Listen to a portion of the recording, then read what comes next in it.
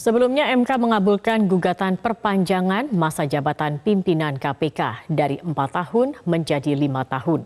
Putusan MK itu pun menuai protes dari berbagai pihak.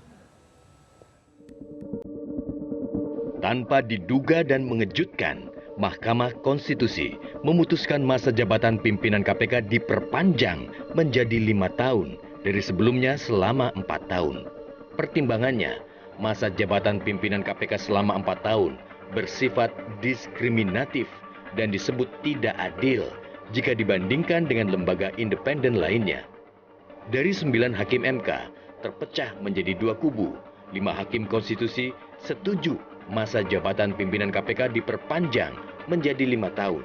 Sedangkan 4 hakim konstitusi bersikap menolak dan berpendapat berbeda atau dissenting opinion.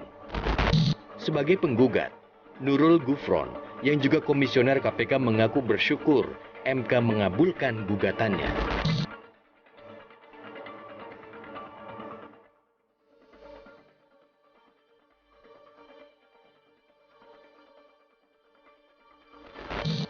Tapi mengapa Nurul Gufron berpandangan masa jabatan pimpinan KPK perlu diperpanjang? Sekali lagi kemudian itu mengejawantah pada pasal 7 Undang-Undang Dasar bahwa pemerintahan itu usianya 5 tahunan. Dan itu juga terimplementasi kepada pemerintahan baik presiden sampai ke bupati. 12 lembaga negara non-kementerian juga 5 tahunan. Yang statusnya dalam struktur ketatanegaraan sama, yaitu ad hoc dan bersifat independen. Dan itu juga kemudian terimplementasi dalam Undang-Undang Perencanaan Pembangunan Nasional. Semuanya juga RPJP-nya 25, masa RPJMN-nya juga 5 tahunan. Ini juga sekali lagi untuk mensinkronkan. Lalu benarkah gugatan perpanjangan masa jabatan pimpinan KPK itu janggal dan penuh dengan unsur konflik of interest? Jadi sebagai pimpinan KPK dan mungkin juga hampir sebagian besar orang ini kembali menduga-duga dengan adanya putusan dari Mahkamah Konstitusi yang mengabulkan gugatan saudara Nurul Gufron.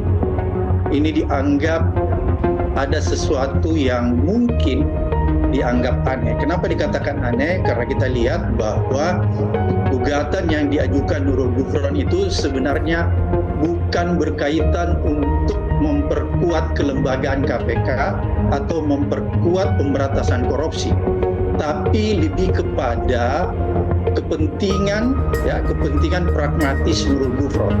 Oleh karena itu boleh dikategorikan bahwa gugatan saudara Nurul Gufron itu mengandung konflik of interest. Oleh karena dia mengandung konflik of interest, maka idealnya hakim MK itu tidak mengabulkan. Sebenarnya itu intinya. Tapi kita heran kok hakim MK tiba-tiba mengabulkan. Putusan Mahkamah Konstitusi yang memperpanjang masa jabatan pimpinan KPK dari awalnya 4 tahun menjadi 5 tahun tidak bisa hanya dilihat dari sisi yuridis, tapi juga harus dilihat dari kacamata politis, utamanya politik hukum dan strategi pemenangan pemilihan presiden 2024. Bahkan secara politis ini menguatkan bahwa hukum adalah hanya instrumen strategi pemenangan pemilu 2024. Kenapa? Karena Firly CS adalah pimpinan KPK yang sekarang dipandang masih bisa di dalam strategi pemenangan, bisa dimanfaatkan untuk merangkul kawan koalisi dan memukul lawan oposisi.